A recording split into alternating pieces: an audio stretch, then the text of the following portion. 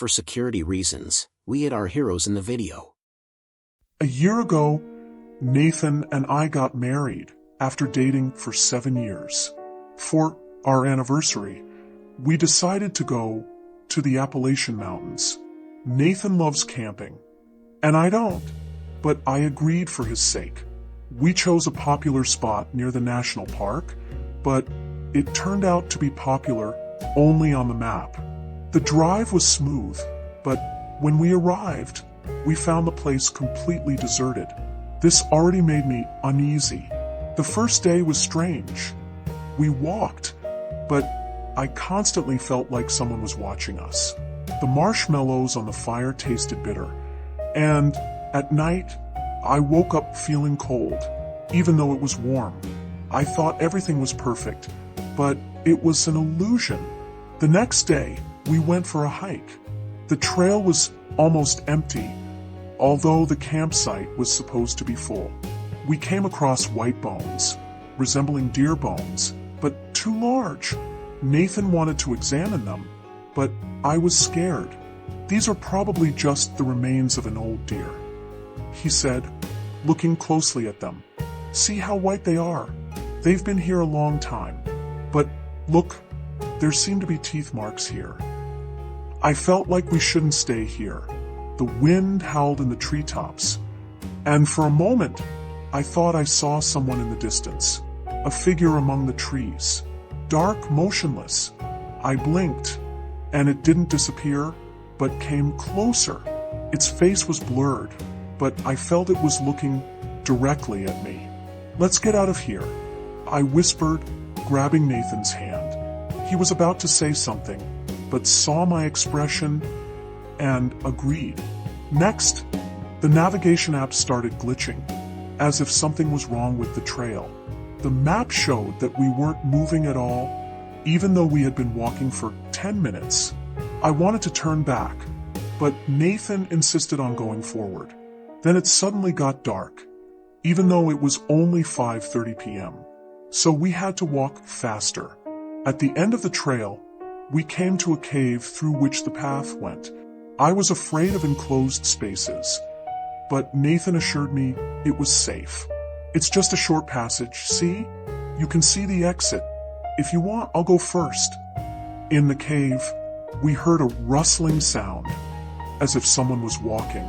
Nathan turned around and said he saw a deer.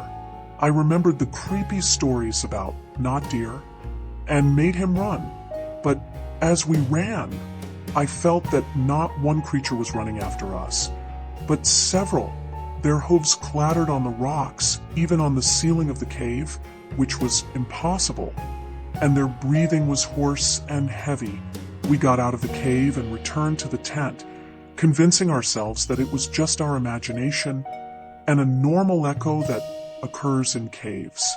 At night, it started raining, and the tent got wet. I suggested waiting until morning, but Nathan insisted on moving to the car. Suddenly, we heard a creepy scream from the forest, and we decided not to go out. Nathan grabbed a small axe that he used to light the fire, and which he had somehow brought inside the tent.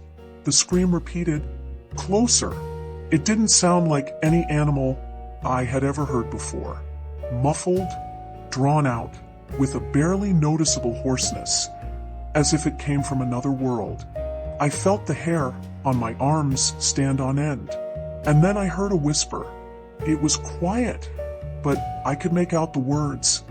Nathan, Nathan, we're waiting for you.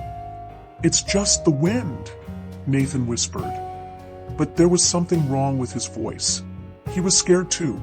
An hour later, we heard a scratching sound against the tent wall. Nathan wanted to go out, but I stopped him. Then we heard whispers, and someone called Nathan by name. He shouted back that he had a weapon and that they should go away, and everything went silent.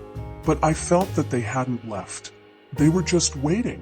In the morning, when I woke up, although I don't understand how I managed to fall asleep, Nathan was gone. I rushed to look for him and found him near the edge of the forest. He was standing still, looking deep into the trees. "What are you doing?" I asked, trying not to panic. "They were calling me," he replied. "I thought it was you." We quickly packed up and left. On the way home, Nathan was silent, driving the car. I tried to talk, but he just nodded, as if he was lost in thought. At home, I noticed that he had changed.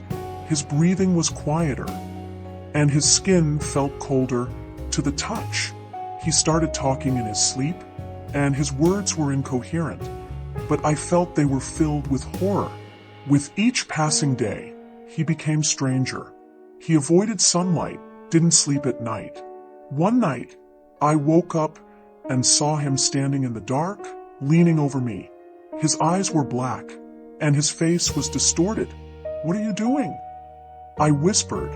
"Listening," he replied. "They're still here. They're calling me."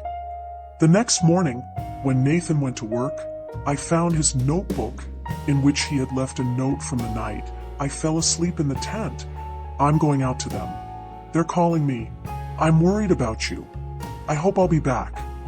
And on the last page, there was a drawing of a strange creature with long arms, hooves, black eyes, and deer antlers.